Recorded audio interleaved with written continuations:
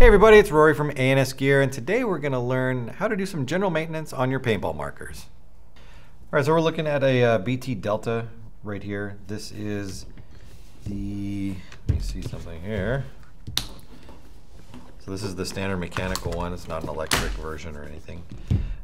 So this is going to be very straightforward as far as what you can physically do to fix a gun or to do maintenance on a gun like this. If you are comfortable or are familiar with like a Model 98 or 98 Custom, 98 Custom Platinum Series, it's basically the exact same gun with some differences with how the hose mounts up to the valve. So this video shouldn't be too terribly long. It's going to be a lot of unscrewing stuff and taking things off. So let's just get to it and get as much off the gun as we can that is not important.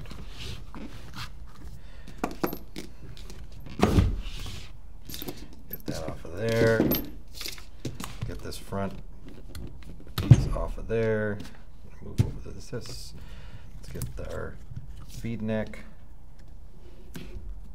off.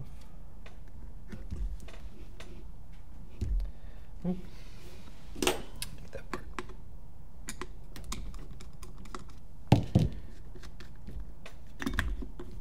That off of there. Don't want to lose any of that stuff. Let's put that there. Let's get the frame off. So we'll drop the frame off of there. Now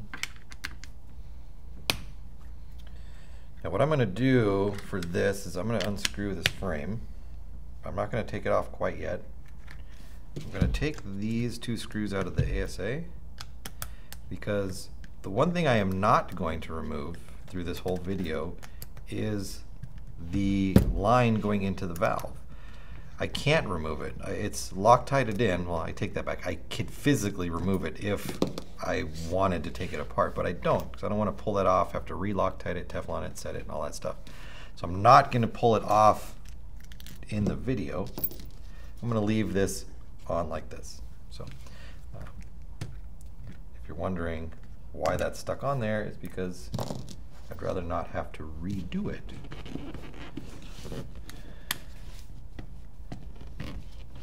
Stuck on here.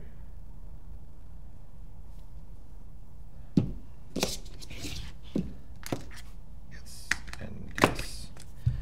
There we go. Alright, so that comes off of there. This, on the other hand, that's going to just clamp on in there, so I need to get this part off. Just slide this off of here, like that, and then we're left with just our body right here. So let's get the body apart.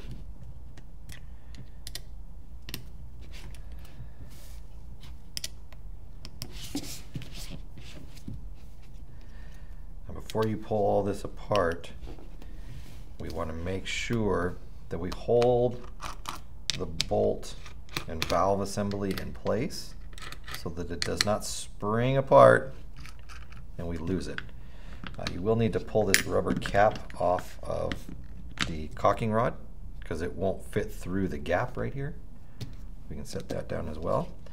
Now from here we can lift this up. Now the hammer, which is attached right here, is being driven forward by a spring. So we want to make sure that as we pull this off, that spring doesn't bow up and then explode out and go all over the place. So I'm going to push down on this with my finger. I'm going to push down on the stock with my hand and let it release. And then I can lift up everything else and pull it out. On the inside of this, there's nothing. This is just all the stuff, or the other side, other half I should say. So we can just set that over to the side. So we've got our stock, our spring, and our spring guide. The spring guide is very important as it keeps the spring aligned properly and it doesn't let it flex and bend. If the spring guide wasn't in there, when the hammer came back to compress the spring, it would just go brrr, and it would just bend up and buckle on itself. So that keeps everything aligned. This right here is a bumper. Okay, it is free floating inside here. It does not have a groove to sit in.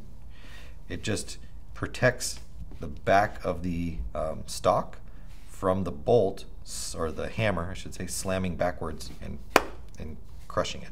So it's just a little bumper. You'll see them flopping around in there all the time. I get a lot of people saying, oh, I've got an O-ring that's loose in there. No, it's just, that's how it is. It just sits inside there. And then this, we're going to take out. So you can rotate this up like this. We can pull our linkage arm out, set it up here. We can slide our hammer out. This is just our caulking rod right there. And then we have our hammer, and we have our O-ring. This is our hammer O-ring, or striker. Well, I think they call it a hammer. Well, they might call it, they have a weird name for it. I call it a hammer because it's what I've just known it as. But this O-ring, if you have a gun that goes like brrrr, and it sputters back and forth a lot, this is either bad or dry, or well, it could be the valve. Valve could be bad too. Or the power tube could be cracked.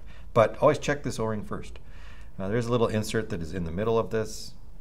It's kind of like a weight, and also keeps this in line. If that wasn't in there and you had the spring just stuck inside here, it'd be flopping all over the place. And that also is where the caulking lever goes through as well. So that goes there. From here we can take out, we might not actually, I have to look at the other side. Yeah, it is. So we would have to take these out. These are the two screws that hold the valve in place and the power tube. So we'll take those out. Now we can lift this up and take it out.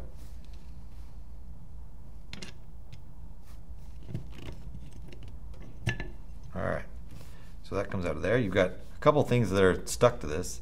This is our thread adapter at the front. So this goes in the front. This has our threaded section where our barrel will screw into. If you notice, without this in there, your barrel would not attach. It won't thread into anything. So that goes in there. We have our bolt. This is actually what moves back and forth in link with the hammer. So when the hammer moves, the bolt moves at the same time. It takes the ball from the breech, pushes it forward, and then when air is released through the valve, comes out the bolt and shoots the ball downrange or wherever it's going. And then on the power tube, you've got a couple things. You have your velocity adjuster right here. And the way that works is they're just restricting airflow or air volume from coming through. It doesn't actually push against anything. It just blocks the whole of the path of air to either reduce or allow more to come through. And then you've got a little button, or tab I should say, on the back side. This is where you would connect any extra devices, like a response trigger to the outside right there. It's a little pass-through port. And then you have your valve on the inside right there. Now the valve itself is one solid unit. It's about this long, and because this is attached to it, it's Loctited into it. I cannot slide the valve actually out of the power tube assembly. I'd have to pull this out. I'd have to have a vise or something to hold on to this, get it out, and then re-Teflon it, put it back in. So the valve is a separate unit you can buy. If you've changed this O-ring and you still have a problem with a leak, if you have a leak coming down the barrel, you can replace the valve that is inside here, get a new one, throw it all together. You can also rebuild them, but parts of the valve are tricky and not meant to be taken apart, so you can just replace it. They're not expensive. That's it for the end. And you got your ball detent too. Cool thing about the detents for the Delta or the BT guns is they are multi-use. Once one side wears out from being pressed down all the time, you can see this one side is sitting up higher than the other. It's just because it's always resting on that. When the gun is not cocked, the bolt is in the forward position and it's always pushing the detent down. And so that just tends to have a memory and stay like that over time. You can just flip it over. They give you two sides, so you can just, if after this one wears out, you just flip it over and use the other side. So super nice. I want to keep that one in there for now though, because it's still new. And that's it. I mean, that's as simple as this gun is. You've got, once I put this back together, the body, I'll pull the trigger assembly out. But I mean, that's it. Everything else on this gun is like accessory pieces. So let's put this back in. That's what makes these guns so popular, and that's what I guess has always made the Tippmann line, even though this isn't a Tippmann gun, it's, you know, kind of has some very similar features and characteristics. It's made it a true use gun because they're easy to maintain, they're easy to take care of, they're easy to understand for people, and you can just beat the crap out of them, drop things on the floor, and they will continue to work. So don't, you know, you'll hear people say, oh, it's a beginner gun, it's a newbie gun. Well, that's I don't agree with that. These guns can shoot just as well as other guns. They might not feel the same when they shoot, they might not weigh the same, but the end result can be the same.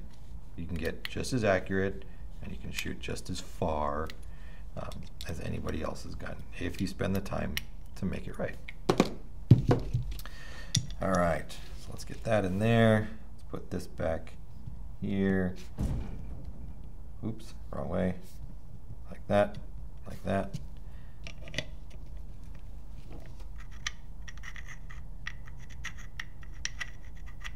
Like that. We're going to rotate this up. We're going to put our hammer in. We're going to make sure that we have the whole side facing up so that the linkage arm can connect. Let's get our cocking lever in, linkage arm connected between the two. Then I'm going to slide this just slightly forward, just like that.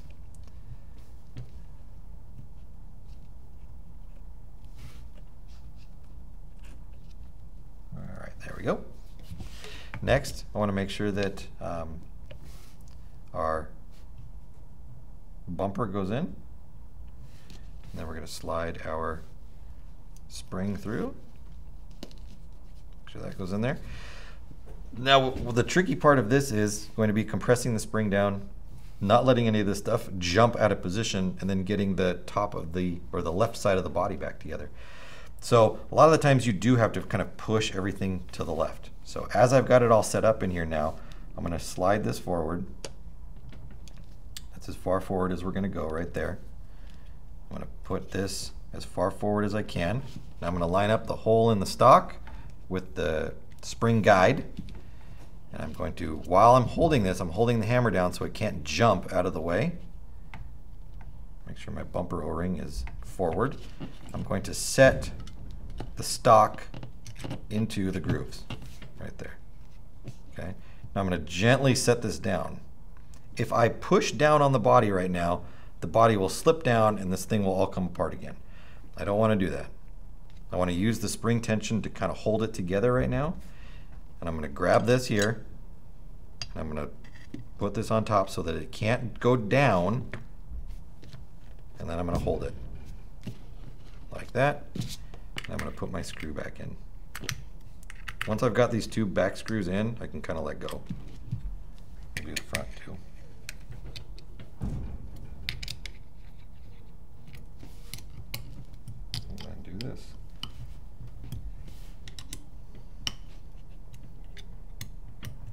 All right, so that's back together. If we want to remove the trigger assembly out of here, I believe you just pull the pin, safety out the side, and the whole assembly will come out. Super easy to pull this out. Now from here, you can actually pull this top plate off and expose the internal workings of the trigger assembly here. And I want to make sure that I don't lose any of that. It's got to sit there like that. So we've got our trigger, we've got our trigger spring, we have our sear, which is right here, and then our sear spring, which is in my hand right here. So I'm going to put my sear spring back in. I don't want to lose it. Those things can shoot out and go all over the place like that. So that's what your assembly should look like when it's all back together. Now we'll go ahead and set all these pieces back in. Now this one, the two posts or plates that hold the front trigger spring in place and the sear spring, they can wobble inside there. So I've got the first one captured already, and I'm putting these pins are all lined up, but now I want to push that that piece forward and let it drop down into place right there. So that's all back together, springy, springy, and then it just drops down in. And then we push our safety back through. Again, it can't be any easier than that. It's a simple setup, it's not hard. I love these guns because they're easy to understand and easy for people to work with. So we're going to put our trigger back on. We've got our two female sides there, even though it looks like a male side. It's the female version. Push it through, and then the male ones come through from this side. I don't want to push those out. I'm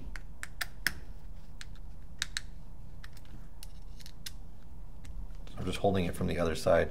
So I didn't hold it. This one possibly would do this, and it would push this one out from the other side. So I'm just holding it in place so that they meet up and then connect together.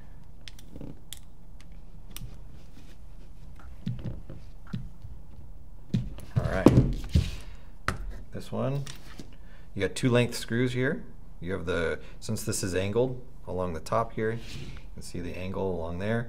The short one goes in the front, and the long one goes in the back. So short and long. Line up the holes and tighten down. And drop your Allen key.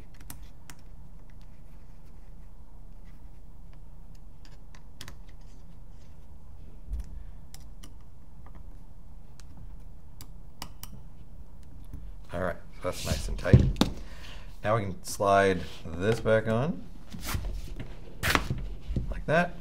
We can put our feed neck back on.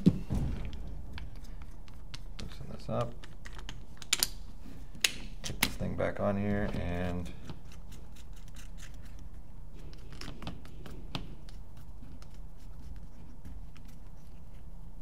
tighten that down. Make sure our screws are good. All right, then we can take this little cap-a-doo and put it back on right there. Then we can take our rail, or our magazine, I should say, not our rail, and we can put this on. You can put this thing kind of in wherever you want to. That is up to you. Just want to make sure that your holes, there's a spot for them to go through. There we go.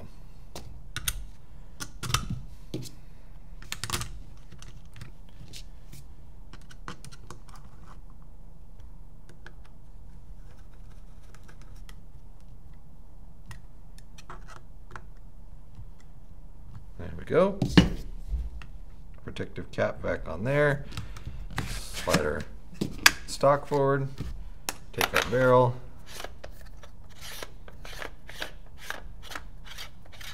And put that back on. Now this one happens to line up perfect right along the front here. It is right where it needs to be. Sometimes these don't line up perfect, and there's a little hole on the bottom right here that allows you to go in and adjust a set screw, which will loosen up this on the barrel itself, and then you can rotate this piece to make sure that it lines up. So don't worry if you screw in this whole assembly and it doesn't line up perfectly on the top.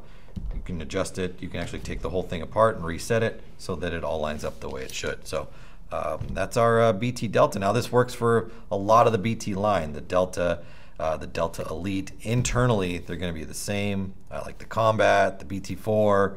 A lot of different guns run on this platform. So check it out, BT Delta. Well guys, I hope this helps you out with any questions or concerns you have about your paintball gear or products. And as always, for all your paintball needs, shop ansgear.com.